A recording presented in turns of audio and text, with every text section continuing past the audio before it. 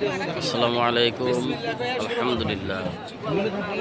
এই দেখতেছেন, এটা হলো ফজরের নামাজের পর কাবা ঘরের দৃশ্য। মানুষ সবাই চতুর্পাশে ঘুরতেছে, তারা উমরা করতেছে ইনশাআল্লাহ। ফজরের নামাজের পরের দৃশ্য।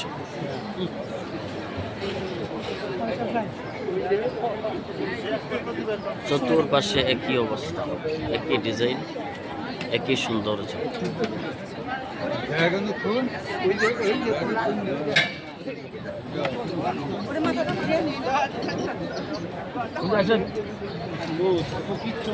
আর এই যে এখানে আছে আমাদের সাথীগুলো,